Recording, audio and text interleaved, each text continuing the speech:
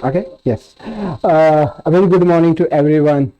And it's really a lovely morning and bright day for all of us. And we are so happy to have you all here from all our part of the world and even in Malaysia, Sarawak, everywhere. So, as as a start of that, we are straight going to our session into the first keynote, and all the like the welcoming burdens and everything is coming to our Vice Chancellor, Professor Khairuddin Abdul Hamid. He will formally welcome you. But other than that, just to have a very quick introduction, his talk will be about ICT 4D, by the people, for the people. When we were planning for the session, for the conference, me and Gary was talking that, okay, means how we're going to plan it, and we were thinking that a very good start will be this whole journey of ICT 4D and participatory design, to start with the previous 20-year history and the work that Professor Khairuddin Abdul Hamid was doing in this part of the world.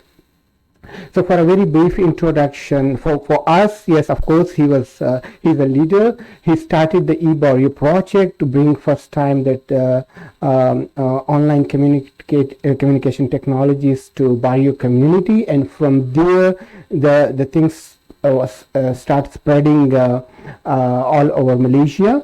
There's so much about the policies intervention, how one simple example helped a lot. There is so much ripple effect of that project, and currently, like in the next 2 days, you will also listen some more where the ripple effect is currently happening in this part of Malaysia. So, without further ado, I will welcome and hand over the podium to Prof. K to come over and deliver his talk.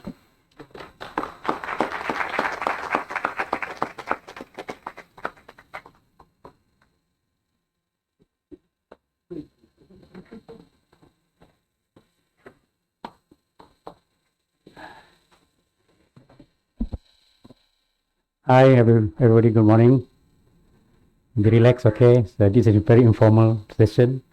Thank you, Dr. Tariq, for the introduction. Actually, when you, at this stage in your career, sometimes what you do every day is not what you wanted to do. Your subordinate asks you what to do. So today, my staff are asking me what I have to do. They instruct me, Prof, you must do this. Prof, you must do this. So that's what I'm doing today. So, yeah. But I'm very happy. Honestly, I'm very happy, very honored to be part of this conference.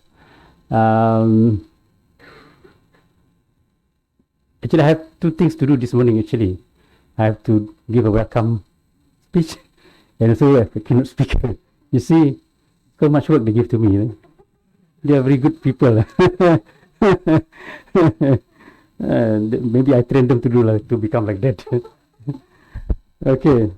First and foremost, on behalf of the university, welcome everybody to Sarawak, to Cebu, and to UTS. Yeah.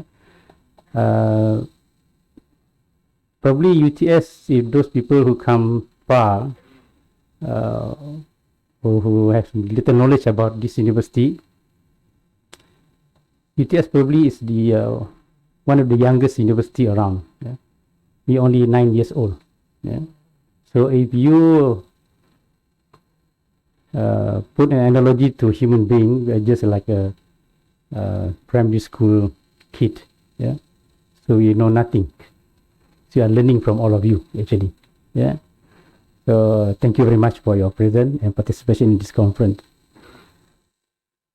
Previously, this university was known as University College of Technology Sarawak, or UCTS, established on the 1st of April Fool, 2013. Yeah, easy to remember.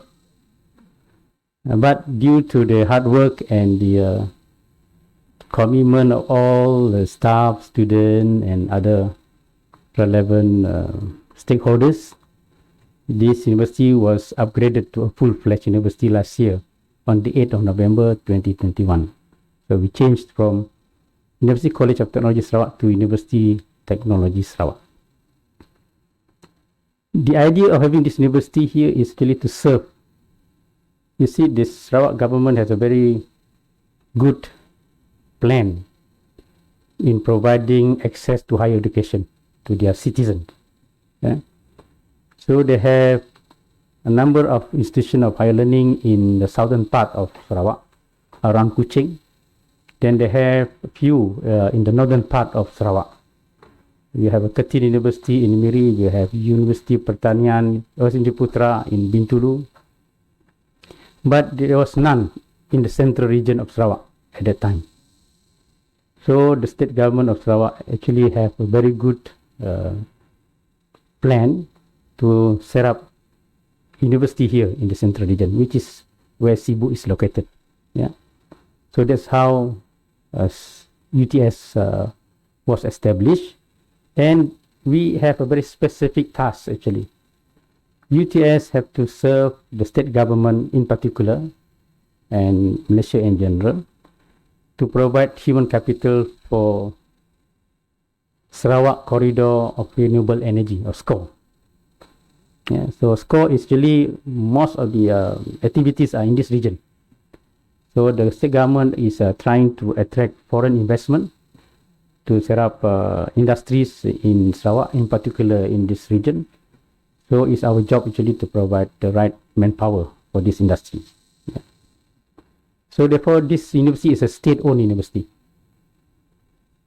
Maybe in the US or in other countries, when you have a public university, state-owned university, even city-owned university, or private university.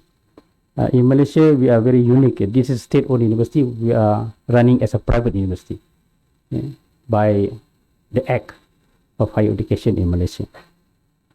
So our focus is basically engineering, technology, professional programs, yeah, industrial certification for our students, and our research are mainly community-based research because of our location and resources and the strength that we have here in UTS. So that's a very short welcome to UTS. Yeah. So I know now easy to find information about anything in the world now. You just Google. Yeah. You can check with Miss Google or Mr. Google to learn more about UTS. Yeah. Okay, I think with regards to this conference, I would like to welcome everybody again. And this is the first international conference that we organized on this campus after the COVID-19 pandemic. Yeah. So we are very careful. At the same time, we are very excited to welcome everybody. Yeah. And thank you for coming all the way. I think we have people from the US, Colombia, we have Canada, Sweden, I think Australia, India, yeah, and of course Peninsula Malaysia, Sarawak. So thank you very much. I think really a good feeling for us, yeah, to have all of you coming to this campus. I also would like to congratulate the School of Computing and Creative Media, Assets, Prof. Gary and your team. Yeah, they've been working very hard. I think they always disturb me. I know there are a lot of pressure on their part, yeah, to organize this conference. I think they have make it happen today lah. Yeah? So I think congratulations to all of them. Yeah. Also our co-organizer, SDEC, yeah? And also APC, yeah? And our sponsors. We are very fortunate because the Yayasan Sarawak or the Sarawak Foundation has very generously providing us some fund, and also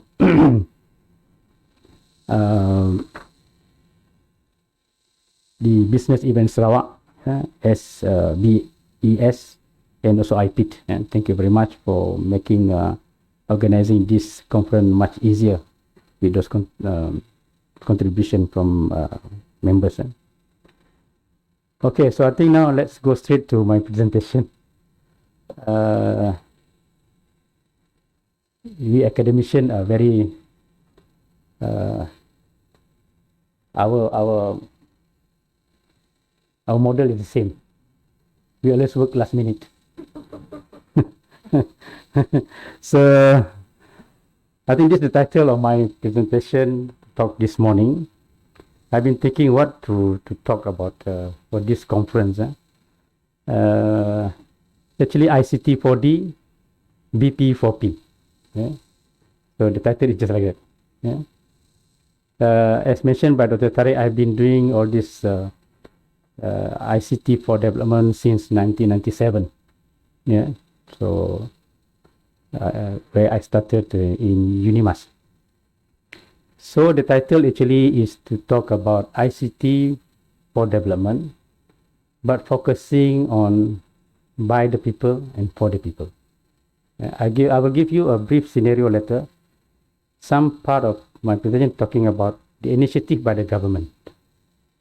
Yeah? And then what are the weaknesses, what are the strengths, what are the outcome of those initiatives, and then how we as citizens can complement the effort or initiative by the government. Yeah? So I think this is quite standard. I think many countries are aware that ICT is very important for the overall socio-economic development of their country. But we realize that in most developing countries, the majority of the population are in rural settings. Yeah? Some of them are very remote. Yeah? And therefore, the challenge is how to bridge this digital divide, yeah? By providing equal access to ICT, infrastructure and services. Okay? And not just providing this technology or this infrastructure, but how this infrastructure and services will help improve the livelihood of the community. That's more important. I think what happened now is actually most efforts are actually focusing too much on technology. Then we forget about the analog part. We're talking about the digital all the time, but we forget about the analog part, the human, the skill, the resources and other things. So now I would like to shift to what happened in Malaysia. Yeah. So Malaysia, we have every year we have 5-year development plan. Yeah. We call it Malaysia Plan. So the 11th Malaysia Plan is between 2016 to 2020. Yeah. Okay. Malaysia is very good in coming up plan. Excellent. Really, I really I salute those people. Very nice report, very nice document. Really, excellent. I cannot do that, definitely. Yeah. So they have very good timeline, very good target. Very nice, actually very good framework and guideline for us. Yeah. So for instance,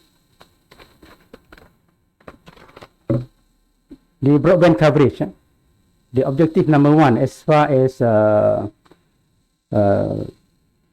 ICT for development is concerned, yeah, the objective is to have 95% broadband coverage, but there is small print underneath in populated areas. Fun. They are very clever. It's like an insurance policy. This fine print. So, so it's not for the whole nation.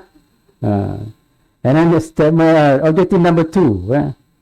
So it said that all households should have at least 100 megabit per second access for connection. Also, but there they said it in state capital and selected high impact growth areas. There's another small print. Not for the whole country. Then the third one is broadband access. At least 20 megabit per second. There's a small print. In 50% of households in suburban and also rural areas by 2020. So 5, 6, and 7 is very, very, what I call it, beyond our discussion, I think, this morning. So then let us see how these 3 objectives translated into the actual numbers. Yeah. But as I said earlier, the government of Malaysia have a very good plan, to be honest. Sometimes plan has to be executed by different agency, different ministry. I think there are a lot of information leaking or maybe some kind of misunderstanding. Yeah. Then we come to real implementation, I think something different actually happened. Yeah. Okay, this is what happened. Yeah. Malaysia and Sarawak broadband penetration. Yeah. So penetration in terms of percentage. Yeah. So you can see in Malaysia, the fixed broadband, landline, mostly fiber. Today, or maybe the statistic is third quarter last year. Yeah, 39.9% penetration rate for fixed broadband. If you look at the underneath, the second quarter 2021 is 41%. So it's actually reducing. The penetration rate for fixed broadband reduced from second quarter to third quarter. However, for the mobile broadband, using mobile devices, yeah, anywhere you go, third quarter is more than 100%, 127%. Can somebody explain why more than 100%? Why penetration can be more than 100%? Because I have 2 handphones. Tariq have 2 handphones. Maybe Gary, you have 3 handphones. so that's why it's more than 100%. Yeah? Some of us have more than 1 devices, mobile devices. Yeah. But the second quarter is 124. That means increase. Look at Sarawak. Sarawak, the fixed broadband, third quarter 27.5%, second quarter 28.5%, reduced. Yeah. However, the mobile broadband, second quarter 105.2%, third quarter 110.4% increase. So this actually tell us that the trend mobile connectivity is becoming popular in demand, whereas the fixed connectivity are getting less. Yeah? The trend, the numbers actually really indicate that. So that's the what happened in Malaysia now, and also in terms of initiative. So this also has something to do with my later slide. There are a lot of initiative by the government of Malaysia and also Sarawak. If you look at the fixed broadband, actually the initiative started in 2005, long time ago, like 17 years ago. Yeah. So the total completed, they count it by ports. One port can have many users. Yeah. So almost 500,000 ports already completed nationwide. And I don't know whether this number is the final target or not, but I think from what we see, the penetration just now is still very low. Yeah. I go to the right hand side, the tower, because the main infrastructure that the government are focusing is fiber optic and also mobile, cellular. So cellular, we have to use towers. So the government are very busy talking about how many towers that are going to build this year. So their KPI is tower, not connectivity. Yeah? So you can see the KPI is how many towers. To me personally, I think that shouldn't be the KPI. You cannot say how many towers that you have, how you translate the towers into penetration, right? So if you have towers with 10,000 users, another towers with 100 users. So to me, there's always issue about viability, and also as far as the companies are concerned, they have to have their return of investment. Yeah. So you cannot force companies to build their towers in areas where they don't think that they can get their investment back in certain time. So in the middle, this is where I think we are trying to discuss more about ICT for development. This is a community internet center, or in bahasa we call it pusat internet community. We have different term before. We have pusat internet what call Gary? I lupa. TTT and all kind of term lah, they call it. So they also have a target. How many community center internet they want to set up? Again, it's all about numbers. And because it is a government initiative, they always focus on one model. We have to implement this model for everybody, for each place. That's where I think the problem comes. I will tell you later on to my journey why most of this initiative fail. Because they try to fit one size for everybody. When you look at the model in terms of technology, is correct. Nothing wrong.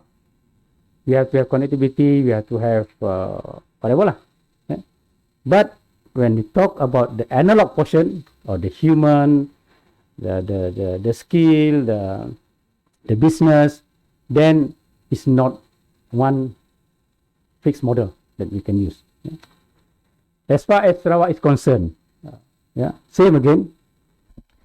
Because Sarawak, I will show you the map of Sarawak later on, why we are focusing on towers. Again, I'm very, very emotional in a way. Because when you talk about ICT for development, don't talk about towers. Betul tak? Towers just infrastructure. Just like you bring road, but it means nothing if you cannot get the people there connected and improve their livelihood. Yeah. So that's why. But this is the statistic being used by most government. They are very proud. They say, "Oh, this year we're going to build 600 towers." That means when I do my rough calculation, 600 towers, that means in 1 year, 360 days. So that means one day they have to erect 2 towers. Is it possible? Just simple calculation. So it doesn't make sense, to be honest. And in Sarawak, it's not easy. You have to go to the interior. How are you going to carry all this material, the workforce, the logistics? So again, but this is a good indication for us to learn and to see how we as practitioners can contribute. We don't blame them. It's their job. It's part of the overall, the big picture. It's okay. But we must understand why this thing happened. Okay, next this is Sarawak. Maybe these statistics are not really up to date. This is what I get from my reference and so my reading.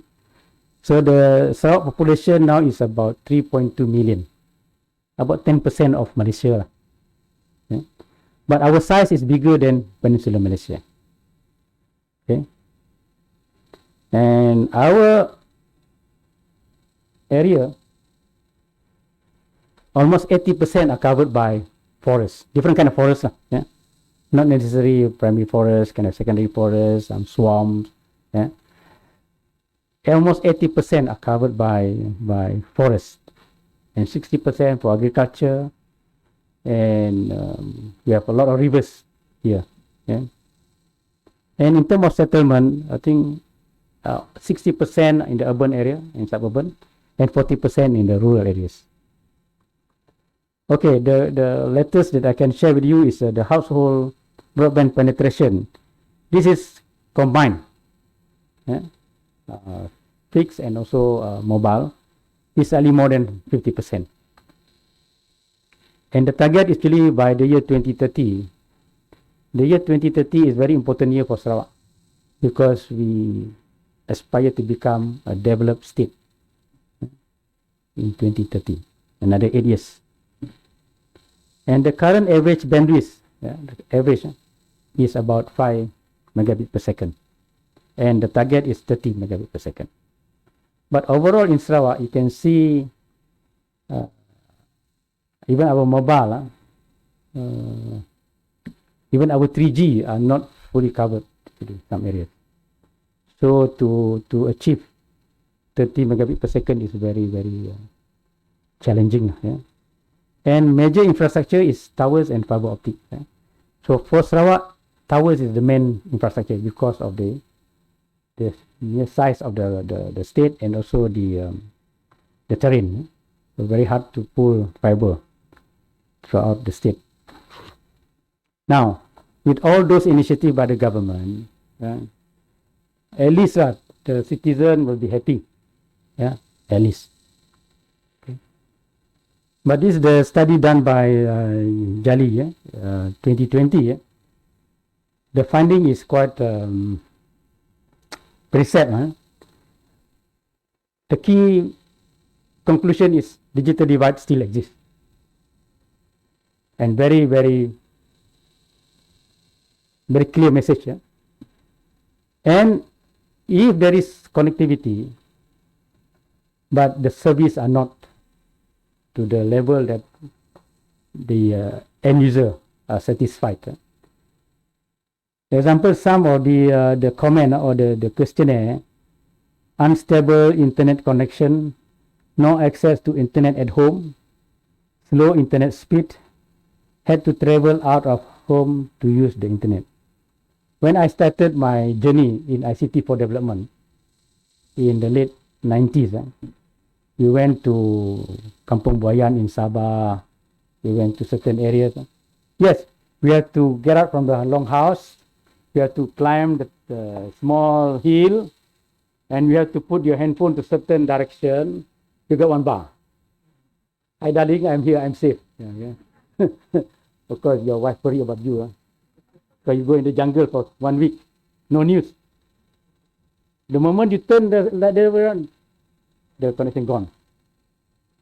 I thought it was in 1990s and still happen today. Remember the famous story in Sabah? The UMS student, right? He has to climb to the tree and make a platform to sit for exam during the COVID pandemic. So everything is online. So that's the reality that we are facing today.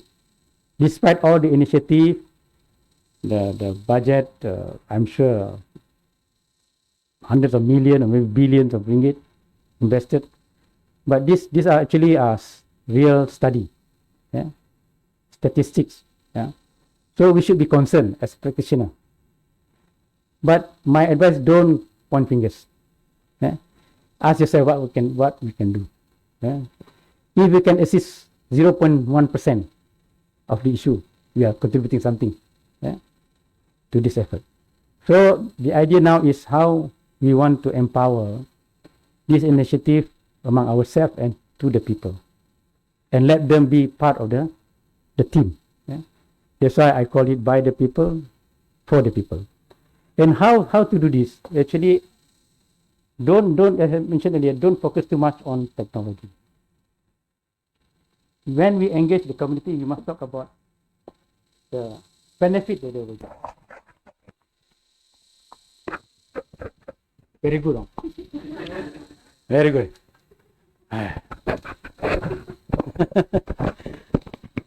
Testy, you know. No. Joking. So the idea is not to focus too much on technology, because technology is there. You don't have to. You have to put a lot of time and effort discussing on technology. We just deploy what is the most suitable technology for that particular community. But we must think about what are the problems in the community? What are the main economic activities among themselves? And then we have to go back and plan for them. What are the technologies, what are the activities, what are the business plan that can help them by using those technologies? Yeah. Don't talk about technology. If you go there, you just say, oh, I want to install tower, I want to install VSAT, I want to install microwave. I think they got scared, Don't talk about technology to them. Yeah? Talk about, hey, can we discuss to do something for you? This internet thing can help your children to do better study. They can get more information. You can sell your things to the internet, and you can have your homestay. People can access to your booking.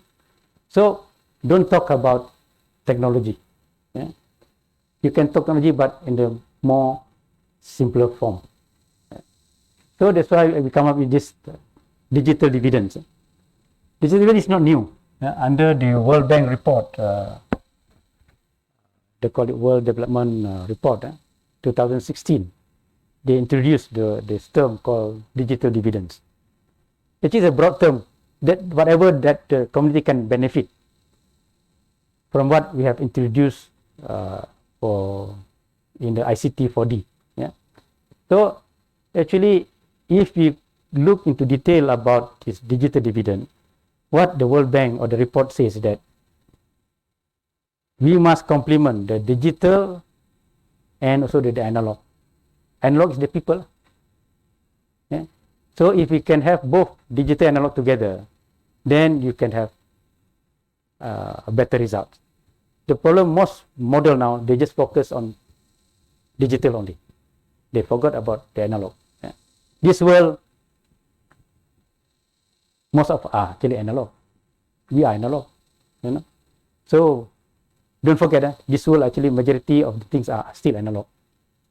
So therefore the digital dividend is how to make things attractive to the community. Yeah?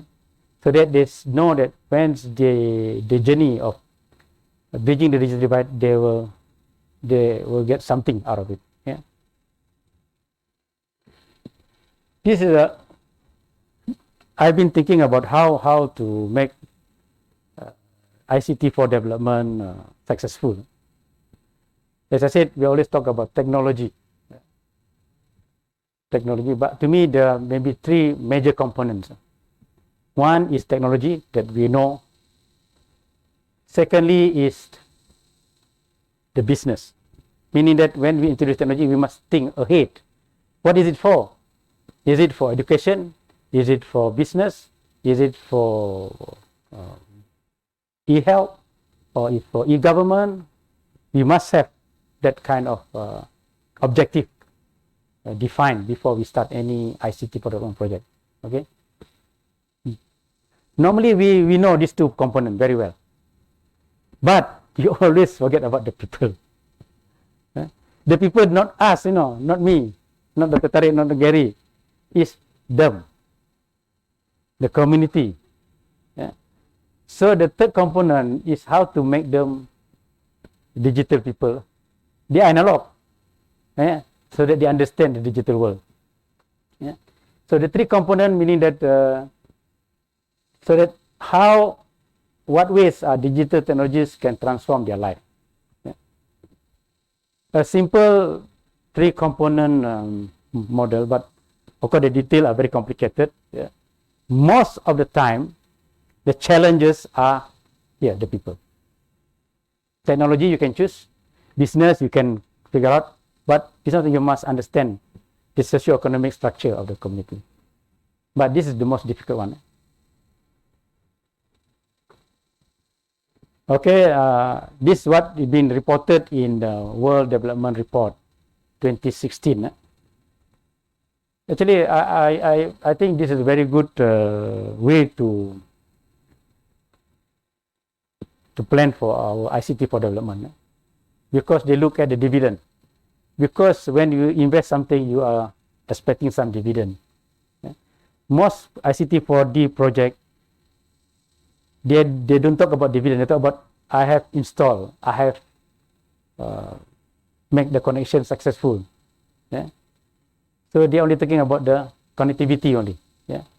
So again, this is very important because as mentioned during the report, digital dividends can be considered as the broader development benefit that the community can achieve from the use of digital technology, especially the internet. Yeah. So these are the framework line. So I don't want to dwell detail. You can check the report if you want. Now a little bit of story about my journey lah.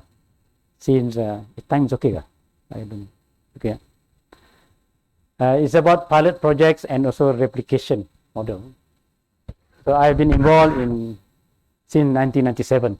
Yeah. So meaning I'm very old already. Don't ask my age. Okay. So I started my journey in this work is when we started the Barrio project. Barrio is very remote area. You can see there a border with Indonesia in Kalimantan. At that time, there is no road access, there is no telephone line, there was no electricity, there is no power, water supply, nothing. Yeah? So the only way to go there is to take a flight from Kuching or from KL to Miri, and Miri you have to take a small plane. Yeah, that small plane, about 1 hour plus, yeah, to this highland. Yeah? And the community is called Klabit. Klabit, by coincidence, Klabit in our language is Club IT. So they are the first IT club in the world. So people cannot claim. Yeah. So by coincidence, right? You see, and perhaps God has this his own way to plan. So we went there. Of course, we spent at least 6 months just to talk to the people, eat with them, drink with them, you know, went to their long houses, chat, you know, and then we talked to the community leaders. So, you know why we choose Barrio? We thought if we can find a site, worst case scenario, this is called worst case scenario, then replication to other places will be much easier. That's the motivation that we had at the time. We want to find a worst case scenario as far as location is concerned. So we choose Barrio. So the objective, don't see when you do a project, don't make your objective so complicated. And then you cannot achieve. Make it simple. To us, simple. Just introduce ICT to them. And how this ICT can be used to improve their livelihood. That's it. Simple. Don't make like 10 or 12 objectives. So then we went there, we talked to them. The buy-in is from the community leaders. And at the same time, you try to talk the young people. You try to identify among them who can become your local champion.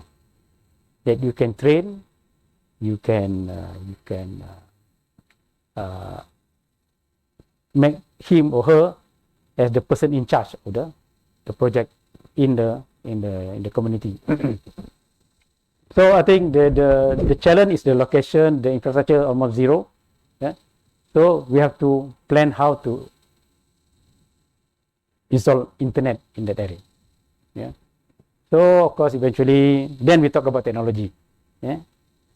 Then we look around. Barrio is very famous for the Barrio rice, the pineapple, and it is very cool. It's about 1,000, I think, how many meters above sea level.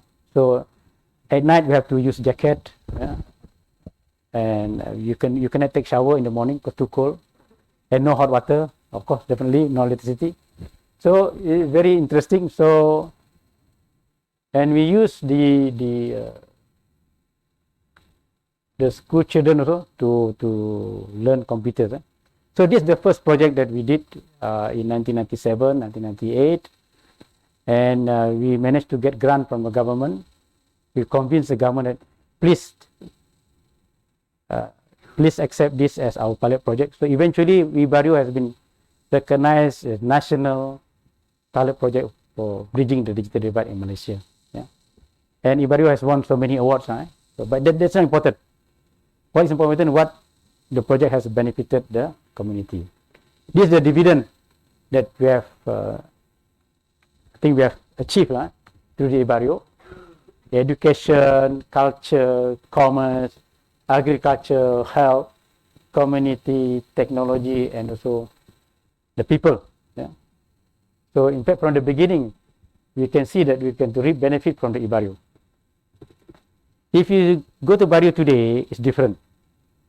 People say, how come it's different? Of course it's different. They have to progress. You cannot expect what we developed in 1998 stay in like those in 1998. You hardly see any children,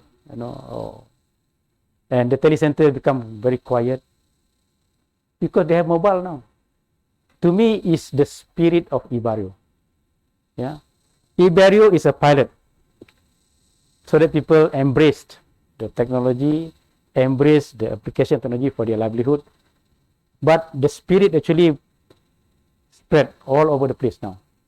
Not just in Ibaryo, then it spread to other part of the interior villages in Sarawak. Therefore, because of the success of Ibaryo, we being tasked to replicate. Yeah? Out of this site that we have done, the replication of Ibaryo, not all are successful. Not all. That's it. You cannot use the same model. You think that the same model can be used for every location. No. Because when you go to the location, you have to adjust.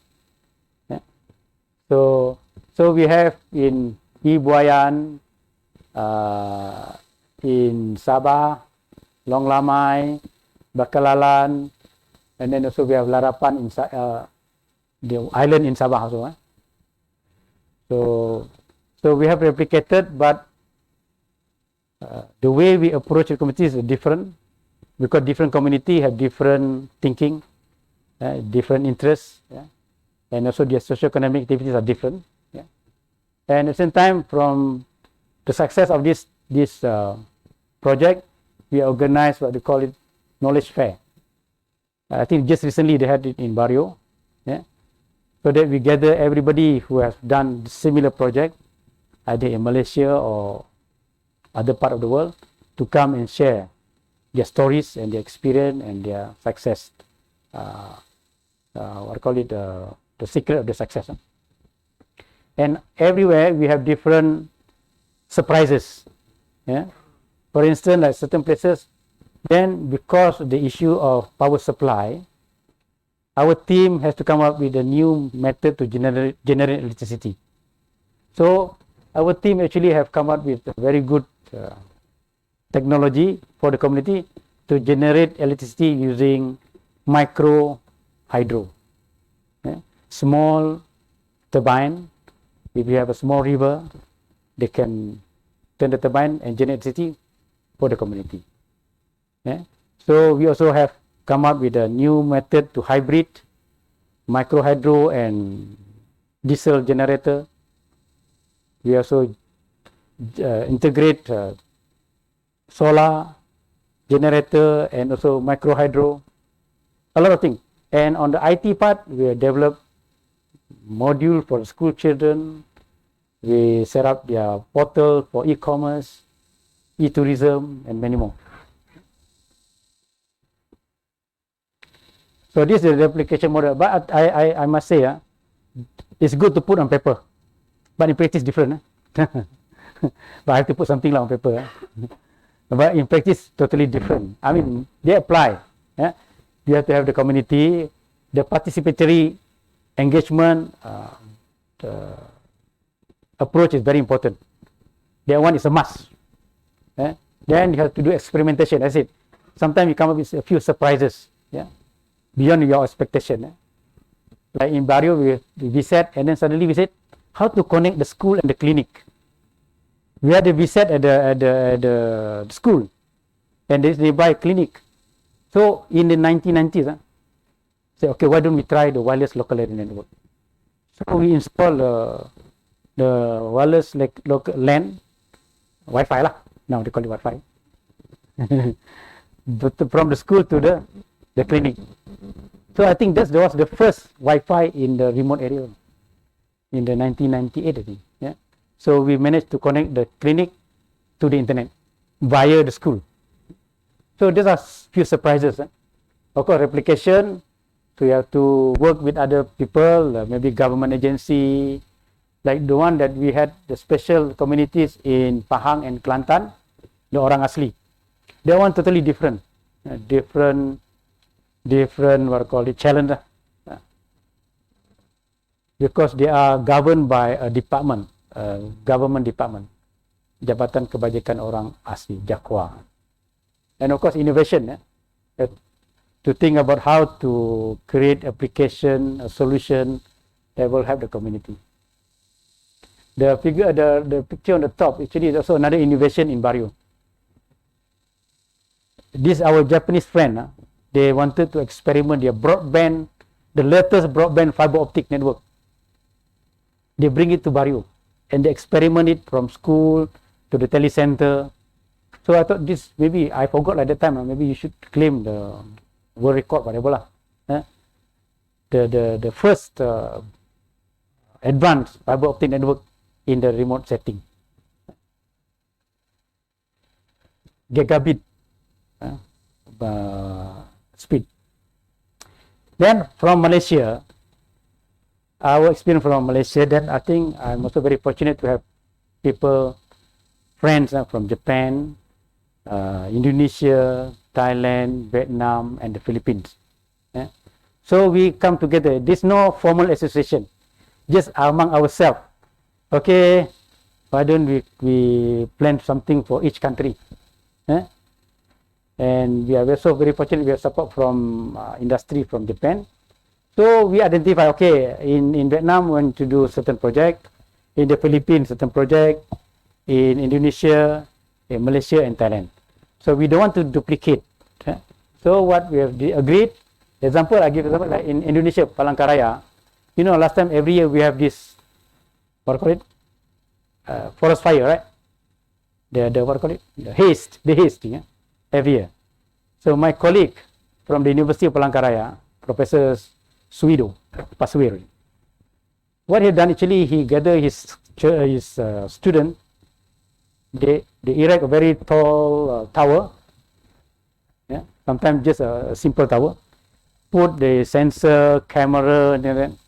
So the moment there is any occurrence of forest fire, they straight away alert everybody to go and kill the fire. Very simple, right? There's no high-tech kind of thing, but it works. You see now, very hardly you have haze here. But because of that, he passed away, because he inhaled too much haze. Because he thought he's a Superman. And also he smoked so much. I said, you put off the fire there, but you light the fire here. So that's in Palangkaraya. Then we have, for instance, like the Philippines. You know, in the Philippines, I'll show you later. So I think Philippines is about this community live around the lake, and their livelihood depend on the fish. Suddenly one day the fish all died. So what we have done, we install mobile, portable, floating equipment sensor to detect the quality of the water, anything different that alert the server and the people there, so that they can do something about it. In Thailand, they call it the cyber brain, meaning that the farmers from planting to marketing under one portal. So they know the price of fertilizer, they know the price of the product that they want to sell, and the channel to sell, and all things.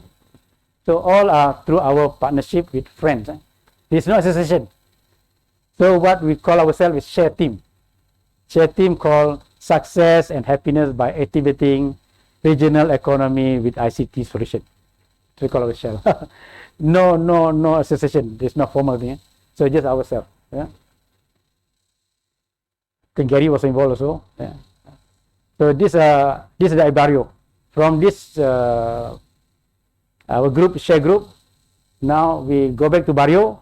Then we introduce this, what we call it, universal playground for children.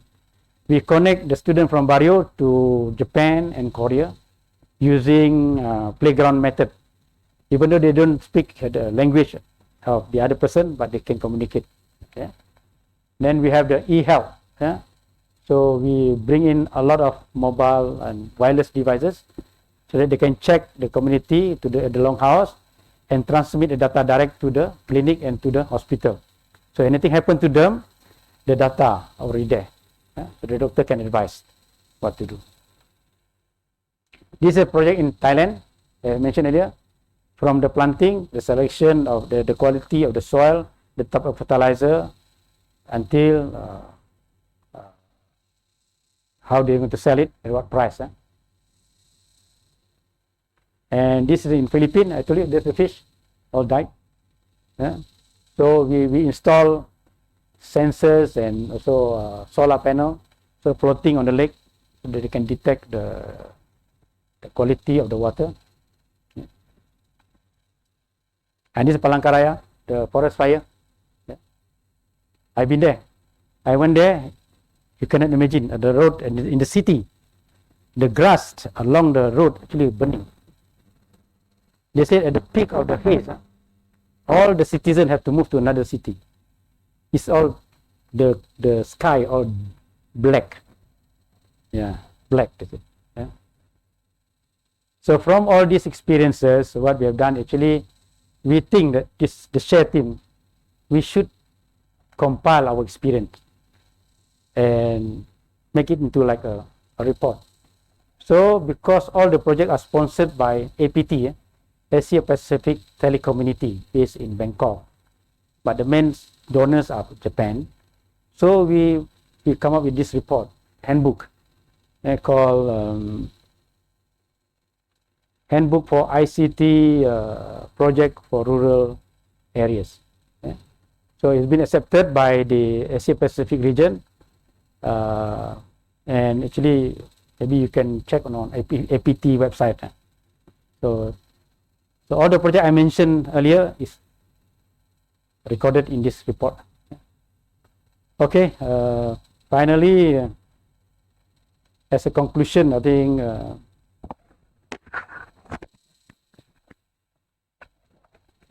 it's my own observation. It has to be people-centered and holistic in nature. So let me do it. Okay, and you have to involve the local champion and the community leaders. Yeah. Innovative application of ICT, not just for you from your point of view. The innovation must come from the community. Yeah, because the local knowledge that they have are very important in whatever decision that you want to make. Yeah? The issue is most of us sometimes we impose our idea too much on them. We think because we have a PhD, we are professors, we are technologies, we know better than them. Actually, most cases they know better than us. Yeah? And of course, the integration of the technology and the local knowledge. I think partnership and collaboration is very important. You can see my share team. We don't expect anything from this thing. We just do, and we work with the community. If it is successful, then we are very happy, and we are happy that the community gain something from that. Yeah.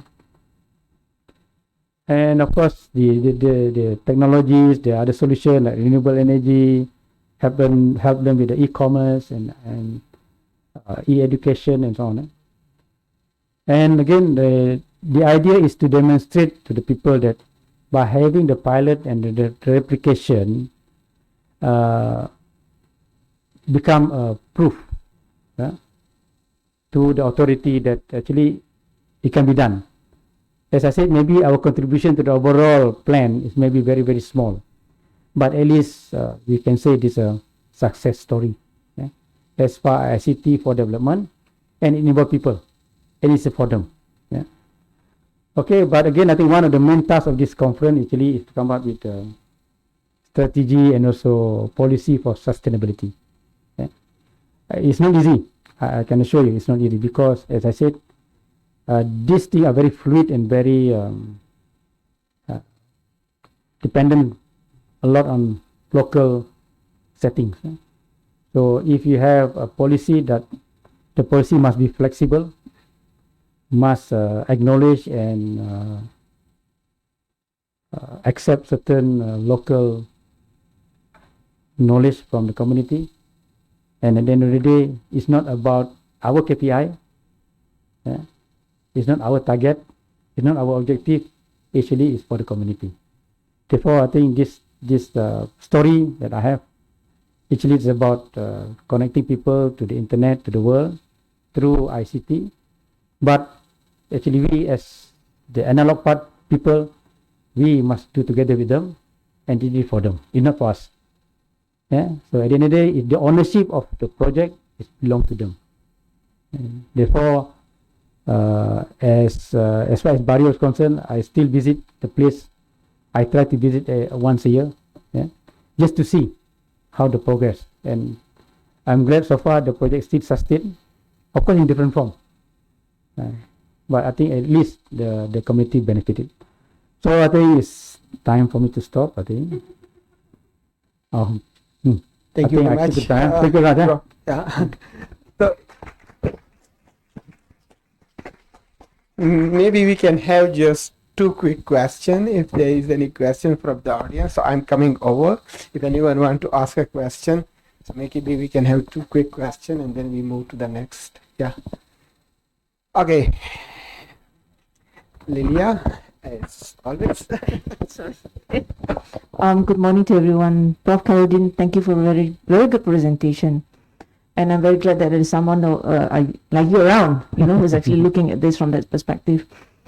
I'd just like to ask, from the many years that we have been involved in this and looking at the success that you have in terms of this particular approach, and I'm sure that you have shared this with the state government as well. I'd just like to ask, how has been the response of the state government, in relation to the relevant agencies which are involved in this? How have they responded to these findings and your recommendations as well? Thank you.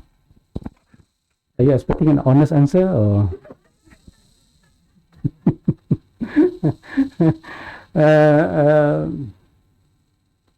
How could I say? Very difficult to answer. They acknowledge it is a successful model. They try to emulate, to replicate, but at the end of the day, sometimes when the idea to implement certain project goes down to the executing agency, sometimes they have different interpretation. Sometimes they have to worry about their own responsibility, their own KPI. Then they tend to forget the actual objective of the thing. Example, so when they have been tasked to do this, so they said, the government said, okay, you must do this, 10 villages, for example. And so we give you 100 million, for example. So their mind is focusing on the numbers only. You see? So even though the model is there, but I think I don't blame them also because that's our system. Our system is like that. At the end of the day, okay, how many have you done? How much have you spent? Is it right? So that's the system that we are in actually today. So that's why throughout my journey, most of my funding are not from government. Even from government, that I ask for a one special funding, meaning that this is not a development funding, it's a research funding. So that's why I'm a bit lucky to be honest. So sometimes the intention are good, to be honest, but That's why if you look at this project, most of the recognition, the award, come from outside Malaysia. They show, I mean, I don't want to say lah, the level of acceptance or appreciation. To be honest, I never received any. I mean, not me, the team or the barrio or whatever receive any award from state. But receive award from Special Prime Minister Award. We receive from the USA. I received from Asia Award. We receive Commonwealth Award. All outside. Why? The big question mark lah. So I think maybe it's about our culture. Sorry, I don't know the answer. And I think this also one of the reasons that today's evening we will have a policy dialogue. Yeah. And as that will be with us, we are finding this way that how we can create that space to sit together and talk about it. Is there any more question? One more question which is coming from Easter.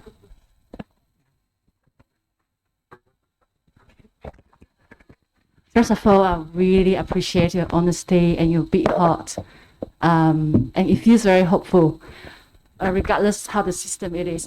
I wonder, do you have that vision that, because, ICT is about connection, people, community, and information and business, whatever. Do you have the vision that ICT can be a platform to connect the people and the government? I mean, is that a possible vision for ICT to play this role for political participatory and also to provide transparent information from the government? Also very, well, you all ask very sensitive question. But very, very good, very, very right on the dot. I think, okay, you have to look at from which side you are looking at this issue. Yeah. As far as the government is concerned, they always have plan. As I said, every plan, excellent. They have intention to connect to people. The e-government initiative, the e-education, e-learning, all these things, the intention is to connect the people with the government and the government with the people. The plan is there. As I said again, the understanding of the plan. Yeah? Because when you talk about government to people, you are talking about providing, I already debate with my team, providing the last mile. Right? They mean they are the last person to receive. You already put in your mindset, they're going to get the last mile. Yeah? In terms of terminology. But to our team, if you look at the community side, how to give them the first mile? You see? Two different things. Huh? That means you have to go on their side first. Think how you're going to connect these people to the government. Because if you're talking about the last mile, that means they will be the last person to receive. The last kan? The last person to receive. But you say the first mile, we must give them the first mile. That means our effort must go to them first. That's where the people to government to the people and people to the government. As I said, the plan is good.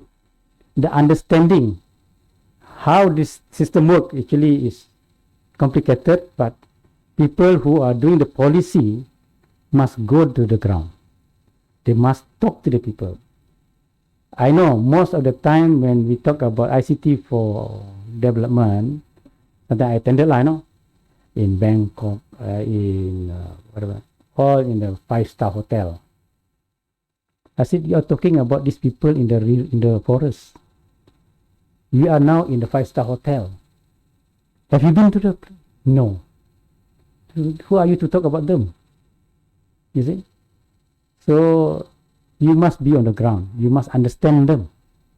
Yeah? So that you know how to implement. So the answer to your question is, it is very important to have this government to people, people to the government. Said the understanding and the approach how to do it is very important also. Yeah? So to me, you go there, the place, and find out what they need actually. Sometimes the government don't need the government at all. The people, sorry, the people. I think their livelihood, they go to the farm, they plant vegetable, they go to the river to get fish. They don't need government. Is it government need them or not? When election? You see, that's the reality. I think about reality. Yeah? So, again, that's probably my not answering your question. Thank you very much.